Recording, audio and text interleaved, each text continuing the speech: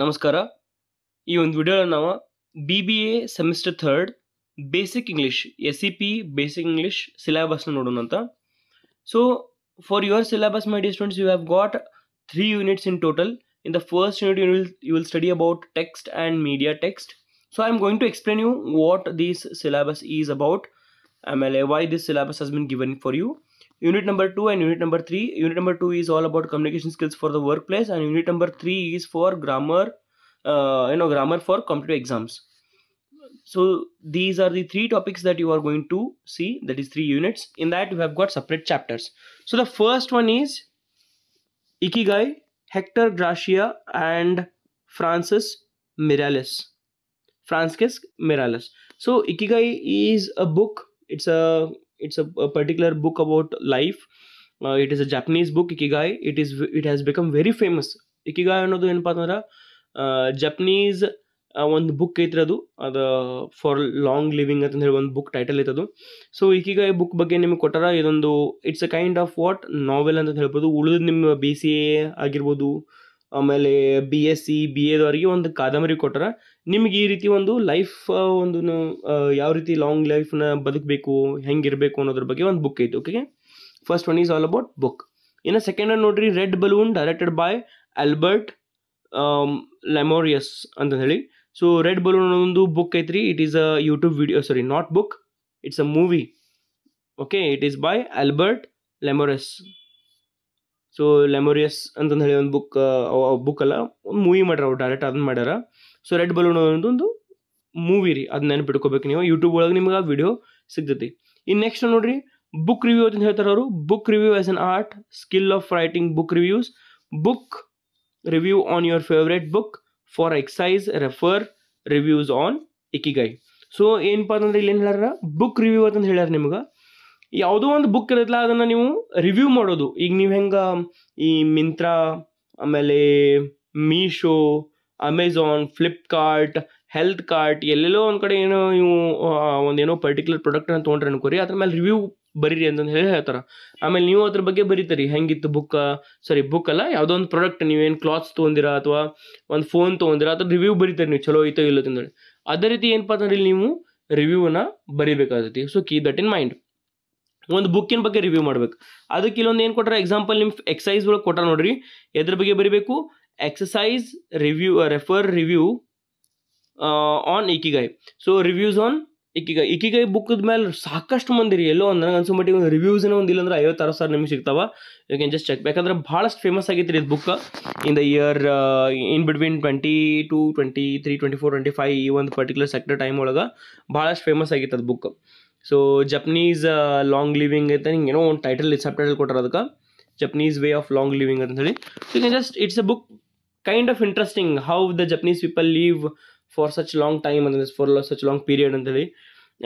Next ನೋಡ್ರಿ, movie review ಅಂತ ಹೇಳ್ಯಾರ. Same movie review is an art, skill of writing movie reviews. Movie review on your favourite movie. ನೋಡ್ರಿ, review on your favourite book, review on your favourite movie, same ಅದಾವ. ಆಮೇಲೆ for exercise refer reviews on red balloon. ಇದೇ ನಿಮ್ಗೆ red balloon ಅನ್ನೋ ಒಂದು video ಐತೆ ಹೇಳಿದ್ನಲ್ಲ, ಅಂದ್ರೆ ಮೂವಿ ಐತೆ ಹೇಳಿದ್ನಲ್ಲ, ಅದ್ರ ಮೇಲೆ ನೀವೇನು ಮಾಡಬೇಕು ಅಂತಂದ್ರೆ ರಿವ್ಯೂಸ್ನ ಬರೀಬೇಕು ಅಂತ ಹೇಳಿ ಕೊಟ್ಟಾರ. ಅದ್ರ ಬಗ್ಗೆ ನೀವು ಬರೀರಿ. Okay, keep that in mind. ಇನ್ನು ನೆಕ್ಸ್ಟ್ ನೋಡ್ರಿ, ನಿಮಗೆ ಕಮ್ಯುನಿಕೇಷನ್ ಸ್ಕಿಲ್ಸ್ ಯಾವ್ದಾವ್ದು ಅಂತ ಹೇಳಿ ನೋಡ್ರಿ. ಮೊದಲಿಗೆ introduction to soft skill first part, ಆಮೇಲೆ ಸೆಕೆಂಡ್ ಪಾರ್ಟ್ ನಿಮ್ಗೆ ಮೇ ಬಿ ಇನ್ನು 4th ಸೆಮಿಸ್ಟರ್ ಕೊಡ್ತಾರೆ. Confidence building, team work, communication, problem solving, time management. My dear BBA students,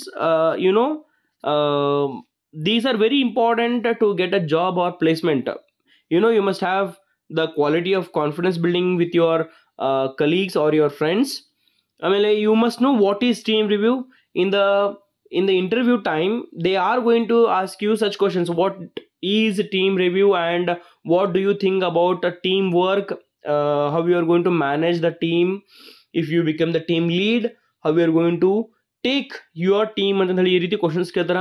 ಆಮೇಲೆ they will check your communication also while interviewing. They will check your communication skills. So how good you are at communication they will check. And whether if you fail in the communication, if you have no good English, or if you have not, if you are not confident at all about speaking English, what will happen is they will remove you from the interview, or else they will not select you, they will select any other person. So even though if you are having good grade, good marks, sometimes the interviewers also check about your skills on English. They will test. Okay, so you must have all these things. Okay, and they will ask you about problem solving, how they will give you a problem and they will tell you to solve the problem very instantly, how you are going to solve it. And what is time management, how will you manage the time ಅಂತ ಹೇಳಿ ಒಂದು question ಅನ್ನು ಕೇಳ್ತಾರ. ಆ ಟೈಮ್ದಾಗ ನೀವು time management ಅಂದ್ರೆ ಏನು, ಹೆಂಗೆ ಮ್ಯಾನೇಜ್ ಮಾಡ್ತೀರಿ, ಏನೋ ಒಂದು ಟಾಸ್ಕ್ ಕೊಟ್ರಪ್ಪ ಅಂತಂದ್ರೆ ಇಷ್ಟು ಟೈಮ್ ಒಳಗೆ ನೀವು ಹೆಂಗೆ ಮ್ಯಾನೇಜ್ ಮಾಡ್ತೀರಿ, ಅದನ್ನು ವರ್ಕ್ನ ಯಾವ ರೀತಿ ಡಿಸ್ಟ್ರಿಬ್ಯೂಟ್ ಮಾಡ್ತೀವಿ, ಇವೆಲ್ಲನೂ ಬರ್ತಾವ್ರಿ. Okay, these are all very important skills for your job purpose my dear students. Keep that in mind. Most of you are going to what IT fields. ಭಾಳ ಕಮ್ಮಿ ಜನ ಏನಪ್ಪ ಅಂತಂದ್ರೆ ಇಲ್ಲಿ BBA ಮಾಡಿದವರು ಇದಕ್ಕೆ ಬರ್ತಾರೆ, ಇಲ್ಲಿ ಗೌರ್ಮೆಂಟ್ ಸೆಕ್ಟರ್ಗೆ ಬರ್ತಾರೆ. ಆಲ್ಮೋಸ್ಟ್ ಅಲ್ಲಿ ಏನಪ್ಪ ಅಂತಂದ್ರೆ ಈ IT ಫೀಲ್ಡ್ಗೆ ಹೋಗಕ್ಕೆ ಇಂಟ್ರೆಸ್ಟ್ ತೋರಿಸಿರ್ತಾರೆ. ಸೊ ಅಲ್ಲಿ ನಿಮಗೆ 100% ಕಮ್ಯುನಿಕೇಶನ್ ಸ್ಕಿಲ್ಸ್ ಚಲೋ ಬೇಕು. ಇನ್ನು ಥರ್ಡ್ ಯೂನಿಟ್ ಏನಪ್ಪ ಅಂದ್ರೆ grammar for competitive exams my dear students. First one is direct indirect sentences. Direct ಸೆಂಟೆನ್ಸಸ್ನ ಇಂಡೈರೆಕ್ಟ್ ಸೆಂಟೆನ್ಸ್ ಹೆಂಗೆ ಮಾಡಬೇಕು ಅಂತ ಹೇಳಿ, ಅಥವಾ ಇಂಡೈರೆಕ್ಟ್ನ ಡೈರೆಕ್ಟ್ ಹೆಂಗೆ ಮಾಡಬೇಕು ಅಂತ ಹೇಳಿ. Next degrees of comparison, superlative degree, comparative degree, ಆಮೇಲೆ positive degree. These are all the degrees of comparison. Simple, compound and complex sentences. ಇಲ್ಲಿ ಸೆಂಟೆನ್ಸ್ ಕೊಟ್ಟಿಲ್ಲ, ಅದರ ಸಿಂಪಲ್ ಸೆಂಟೆನ್ಸ್ ಅಂದ್ರೆ ಏನು, ಕಂಪೌಂಡ್ ಅಂದ್ರೆ ಏನು, ಕಾಂಪ್ಲೆಕ್ಸ್ ಸೆಂಟೆನ್ಸ್ ಅಂದ್ರೆ ಏನು, you must remember. And question tags. So question tags ಅಂದ್ರೆ isn't he, wasn't he, aren't you, are you going to come to market, he is going to market, isn't he ಅಂತ ಹೇಳಿ ಕೇಳ್ತಾರೆ ನೀವು ಕ್ವಶನ್ನ. So ಅಲ್ಲಿ question tag isn't he ಅಂತ ಹೇಳಿ ಬರ್ದಿರ್ತಾರೆ. ನೀವು already you have learn these things my dear students, isn't he ಅಂತ ಹೇಳಿ. So these are tag questions. Framing negative sentences. So negative sentence ಅನ್ನು ಯಾವ ರೀತಿ ಫ್ರೇಮ್ ಮಾಡ್ಬೇಕಂತ ಹೇಳಿ. These particular grammar thing or grammar point, you have already learned them from 8th, 9th and 10th my dear students. And even in first PUC and second PUC you have learned them. Am I right?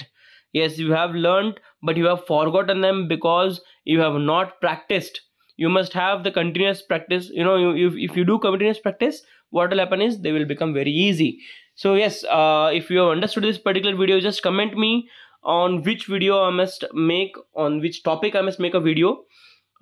ನಿಮ್ಗೆ ಇವೆಲ್ಲ ತಿಳಿದಪ್ಪ ಅಂತಂದ್ರೆ ನಾ ಏನು video ಮಾಡೋಕ್ಕೆ ಹೋಗಂಗಿಲ್ಲ. ಅಕಸ್ಮಾತ್ ನಿಮ್ಗೆ ಯಾವ್ದಾದ್ರು ಒಂದು ಟಾಪಿಕ್ ಮೇಲೆ ವಿಡಿಯೋ ಬೇಕಾಗಿತ್ತಪ್ಪ ಅಂತ ನಂಗೆ ಕಮೆಂಟ್ ಮಾಡಿ ತಿಳಿಸ್ರಿ. ಹಂಗೆ ಈ ವಿಡಿಯೋ ಹೆಂಗಿತ್ತು ಅನ್ನೋದ್ರ ಬಗ್ಗೆ ಹೇಳ್ರಿ, ಕಮೆಂಟ್ ಮಾಡಿರಿ, ಶೇರ್ ಮಾಡಿರಿ ನಿಮ್ಮ ಫ್ರೆಂಡ್ಸ್ ಜೊತೆಗೆ, ಹಂಗೆ ಸಬ್ಸ್ಕ್ರೈಬ್ ಮಾಡಿರಿ. For that's it my dear students. See you all in the next video. Thank you.